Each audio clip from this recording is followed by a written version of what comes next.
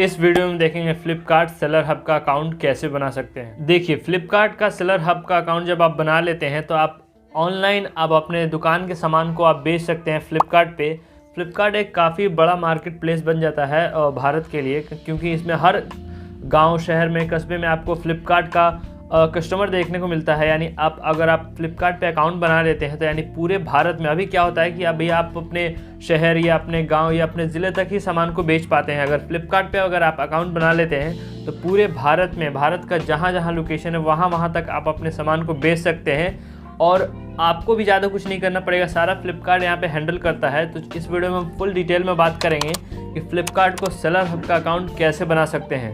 तो उसमें कुछ इंपॉर्टेंट चीज़ भी है, जैसे कि अगर आपको सबसे पहले आपके पास जो अहम और इम्पोर्टेंट डॉक्यूमेंट में आ जाता है वो जीएसटी नंबर होना चाहिए, और जीएसटी, मोबाइल नंबर और ईमेल आईडी और आपका बैंक अकाउंट। ये चार चीज़ होते हैं जिसको फ्लिपकार्ट का सेलर हब का जब अकाउंट बना लेते हैं तो आपको ज़रूरत होता है इस चीज़ों का। तो चलिए देखते हैं इस वीडियो को। आपको इस वीडियो को पूरा देख लेना है। जैसे ही आप वीडियो पूरा देख लेते हैं तो आपको यहाँ पे ऑप्शन दिख जाएगा मोर का। जैसे ही इस पर टैप करेंगे तो इस वीडियो का डिस्क्रिप्शन खुल जाएगा, और डिस्क्रिप्शन खुलने के बाद नीचे आपको यहाँ पे लिंक दिख जाएगा।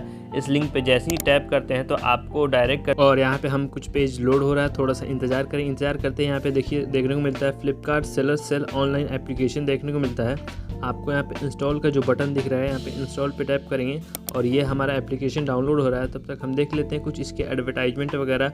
एडवर्टाइजमेंट पेज है जो हमें फटाफट यहाँ पे स्कैन कर लेते हैं। ये एडवर्टाइजमेंट के लिए इन्होंने शो कर रखा है। जैसे ही एप्लीकेशन ओपन हो रहा है, ओपन करेंगे, ओपन होते ही सबसे पहले आपको यहाँ पे बोला जाता है कि यहाँ पे रजिस्ट्रेशन करने के लिए, तो यहाँ पे रजिस्ट्रेशन के बटन पे टैप करेंगे और ये हमारा जो अकाउंट है वो रजिस्ट्रेशन होने के लिए तैयार हो गया। सबसे पहले आपको यहाँ पे अपना मोबाइल नंबर डालना होगा, जीमेल आईडी, और देखिए यहाँ पे सबसे महत्वपूर्ण पेज यहाँ पे बोला गया है कि अगर आप सभी कैटेगरी में बिजनेस करना चाहते हैं तो आपको यहाँ पे जीएसटी नंबर देना होगा। अगर आप सिर्फ बुक बेचना चाहते हैं तो आपको यहाँ पे पेन कार्ड से भी आप किताब वगैरह जो बुक होते हैं वो बेच सकते हैं यहाँ पे। तो चलिए हम अपना जीएसटी नंबर और सारा डिटेल फिल करके और यहाँ पे नेक्स्ट करेंगे। जैसे ही नेक्स्ट करेंगे तो हमारा जो सारा डिटेल है वो जीएसटी नंबर से ही फेच कर लिया जाएगा। तो हम आगे वाले पेज पे आ जाते हैं और यहाँ पे कुछ इनके जैसे कि टूल्स वगैरह हैं यहाँ पे इन्होंने हाईलाइट कर रखे हैं। सबसे पहले high profit, account management, lowest return charges and simple price calculation, 24 seller support. इस पर विश्वास ना करें, ना जी ना, बिल्कुल ना। सपोर्ट वगैरह का बहुत दिक्कत होता है इसमें फ्लिपकार्ट में। टिकट रेस कीजिए, अब आपको कब कांटेक्ट होगा तब तक पता चले लॉस हो जाए। यहाँ पे जो आपको बटन दिख जाता है रजिस्टर एंड कंटिन्यू, इस पर टैप करेंगे और टैप करते ही आपका जो भी सारा डिटेल है वो आपका जीएसटी से ही यहाँ पे आपका एड्रेस उठा लिया गया है, पैन कार्ड नंबर को उठा लिया गया है, जो भी आपने और जीएसटी नंबर डाला है। यहाँ पे आपको तीनों चीज़ को वेरीफाई करना होगा, आपका मोबाइल नंबर, जीमेल आईडी और जीएसटी पे। तो इस पर ओटीपी वगैरह जाएंगे आगे। आपका लगभग 70% जो डाटा है वो जीएसटी से ही ले लिया जाता है। अब आपके यहाँ पे जो भी आपने मोबाइल नंबर दे रखा है उस मोबाइल नंबर पे ओटीपी गया है, वो ओटीपी आप यहाँ पे डालेंगे और डालने के बाद में इसके बाद में आपको ईमेल को वेरीफाई करना होगा और ईमेल को चेक कर लेते हैं। देखिए यहाँ पे आपको ईमेल आया हुआ है। ये ईमेल का मकसद है, यहाँ पे लिखा हुआ है Flipkart market place account verification के लिए किया गया है। तो आपको यहाँ पे क्लिक हेयर का जो बटन दिखता है इस बटन पर टैप करेंगे और टैप करते ही आपके अकाउंट पे यहाँ पे भेज दिया गया है। आपको यहाँ पे लॉगिन करना होगा। लॉगिन करने के लिए आपका जीमेल आईडी ऑटोमेटिक सेट है और नेक्स्ट पे टैप करना है। और जैसे ही आप यहाँ पे लॉगिन करने की कोशिश करते हैं तो यहाँ पे आपको बताया जाता है कि जो आपका अकाउंट के लिए पासवर्ड सेट नहीं है, इसके लिए पासवर्ड सेट करने के लिए आपके जीमेल आईडी पे लिंक भेजा गया है और मोबाइल नंबर पे। तो चलिए हम फिर से एक बार और अपना जीमेल आईडी चेक कर लेते हैं। तो जैसे ही जीमेल आईडी पे यहाँ पे आते हैं तो आपको यहाँ पे एक लिंक दिख जाएगा पासवर्ड को सेट करने के लिए। तो इस लिंक पे जैसे ही टैप करते हैं तो आपको फिर से एप्लीकेशन पे भेज दिया जाता है। यहाँ पे आपको 8 डिजिट का पासवर्ड सेट करना होगा कम से कम। यहाँ पे किस टाइप से पासवर्ड बनाना है आपको देखिए यहाँ पे बताया गया हुआ है कि किस टाइप से आपको पासवर्ड बनाना है। आपको सबसे पहले आपको पासवर्ड एंटर करना है और दोबारा पासवर्ड एंटर करना है, और दोबारा पासवर्ड एंटर करने के बाद में जो यहाँ पे आपको सबमिट का बटन दिख रहा है, इस सबमिट को बटन पर टैप करना है। यही आपका फ्लिपकार्ट सेलर हब का जो पासवर्ड रहेगा वो रहेगा आपका जीमेल आईडी, यूज़र आईडी, और ये पासवर्ड आपका रहेगा। यहाँ पे आप बताया जा रहा है कि आपको जो रीसेट कर दिया गया सक्सेसफुली पासवर्ड, अब आपको डायरेक्टली यहाँ पे भेज दिया जाएगा लॉगिन करने के लिए। लॉगिन करने के लिए यहाँ पे आपका ईमेल आईडी पहले से ही सेट है और यहाँ पे नेक्स्ट का जो बटन दिखता है इस पर टैप करेंगे और टैप करते ही आपको जो भी अपना पासवर्ड अभी फ़िलहाल में सेट किया हुआ है वही पासवर्ड आपको यहाँ पर डालना है। और जो यहाँ पे लॉगिन का जो बटन दिखता है आप इस लॉगिन के बटन पर टैप करना है और टैप करने के बाद में हमें आगे का इंटरफेस देखने को मिलता है। यहाँ पर आपको आपके रजिस्टर मोबाइल नंबर पर ओटीपी भेजा गया है, वो ओटीपी आपको यहाँ पर डालना है।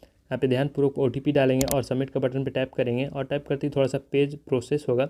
प्रोसेस होने के बाद में देखिए आपको यहाँ पे बताया जा रहा है ऑलमोस्ट देयर, आपका अकाउंट सेट होने ही वाला है। मैंने पहले ही बताया था जो आपका डिटेल है वो 70% लगभग आपका डाटा जो है जीएसटी से ही ले लिया गया है आपका।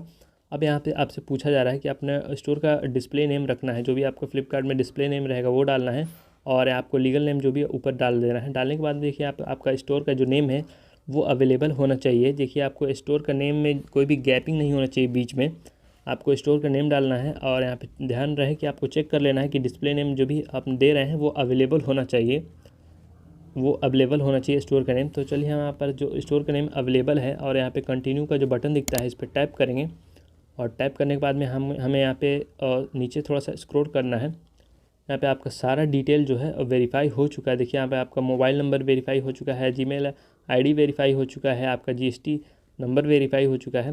देखिए यहाँ पे 70% जो आपका कंप्लीट 60% जो डिटेल है वो कंप्लीट हो चुका है।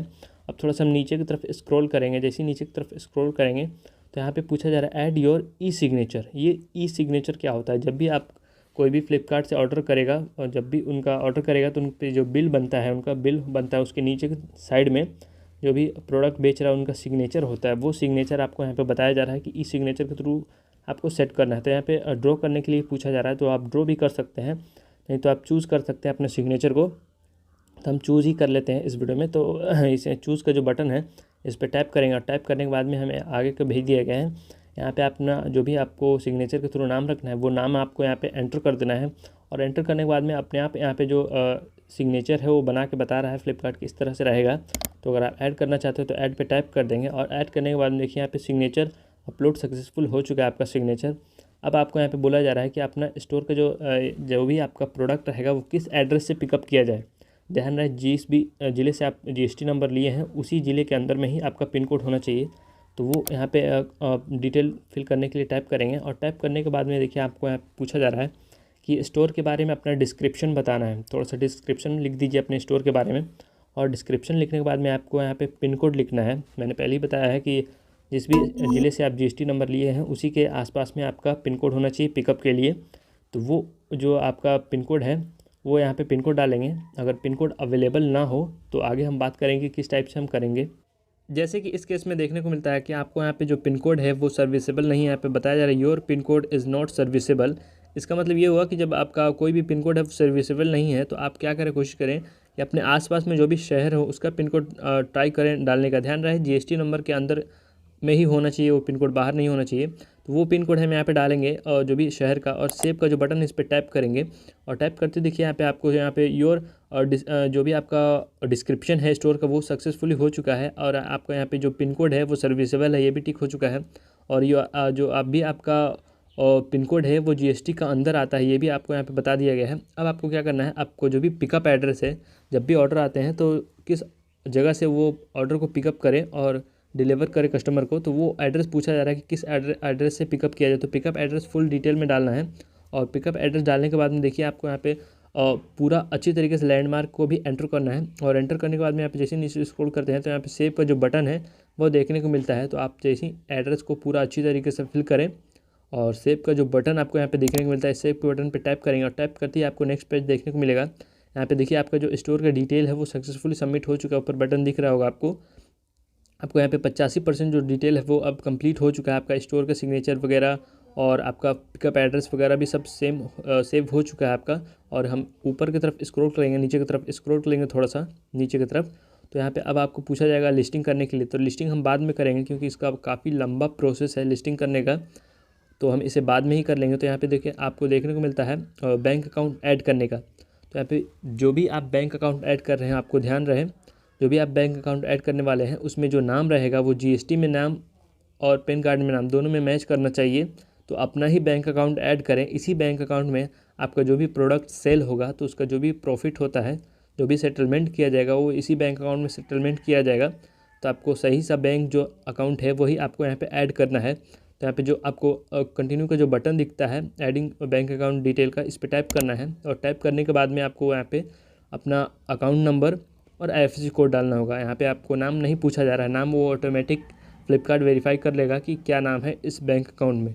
तो उसके लिए आपको यहाँ पे अपना अकाउंट नंबर डालना है और आईएफएससी कोड डालना है। अगर आईएफएससी कोड आपके आसपास में नहीं है, आपके पासबुक में होगा ही आईएफएससी कोड, और अकाउंट नंबर तो आपको डाल लेना है, नहीं तो यहाँ पे फाइंड भी कर सकते हैं। और सबमिट पे टाइप करेंगे। सबमिट पे टाइप करते ही देखिए आपको यहाँ पे सक्सेसफुल का आपका जो मैसेज है वो देखने को मिलता है। सक्सेसफुल का यहाँ पे सक्सेसफुल का मैसेज देखने को मिलता है कि आपका जो नाम है वो जीएसटी से मैच कर रहा है। जो भी आप बैंक अकाउंट दे रखे हैं वो नाम आपका जीएसटी से मैच कर रहा है।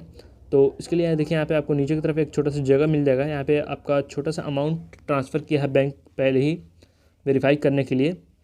फ्लिपकार्ट एक छोटा सा अमाउंट जो है वो ट्रांसफ़र किया हुआ है आपके बैंक अकाउंट में, जो भी आपने ऐड किया है। तो उसके लिए आपको स्टेटमेंट देखना होगा अपने बैंक अकाउंट का, और उसमें कुछ पैसे जो ट्रांसफ़र हुए हैं वो पैसे यहाँ पे बताना होगा। तो देखिए हम अपना स्टेटमेंट देख लेते हैं। इसमें स्टेटमेंट में देखिए यहाँ पे सबसे ऊपर में देखने को मिलता है ₹1 जो अमाउंट है वो हमारे अकाउंट में ट्रांसफ़र किया गया है फ्लिपकार्ट के द्वारा। वही अमाउंट देखिए हम अब वापस आ गए हैं, वही अमाउंट हम यहाँ पे डालेंगे। और यहाँ पे डालने के बाद में जो कन्फर्म का बटन दिखता है वो कन्फर्म का बटन हम यहाँ पे और टैप करेंगे। कन्फर्म करते ही देखिए यहाँ पे आपको सक्सेसफुल दिख रहा है कि आपका जो बैंक अकाउंट है वो ऐड कर लिया गया है। तो हमारा जो बैंक अकाउंट अब ऐड कर लिया गया है लगभग अब हमारा जो वो डिटेल है वो सारा कंप्लीट हो चुका है। अब हम ऊपर की तरफ स्क्रॉल करेंगे। जैसे ही ऊपर की तरफ स्क्रॉल करेंगे तो हमारे यहाँ पे डिटेल देखने को मिलता है कि हमारा जीमेल आईडी वेरीफाई हो गया है, मोबाइल नंबर वेरीफाई हो गया है और जीएसटी नंबर भी वेरीफाई हो चुका है। हमारा सारा अब लगभग डिटेल कंप्लीट हो चुका है। अब हमें लिस्टिंग करना होगा। लिस्टिंग करने का थोड़ा सा प्रोसेस बड़ा है, ठीक है, तो इसे हम बाद में करेंगे। पहले हम समझ लेते हैं। देखिए अब आप फ्लिपकार्ट पे बेचने के लिए तैयार हैं।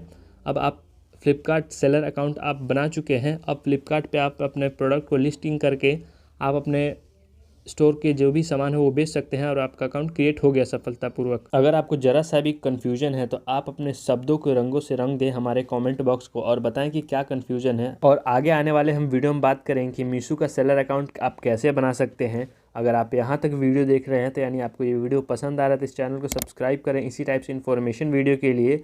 और यहाँ तक वीडियो देखने के लिए आपका बहुत बहुत शुक्रिया।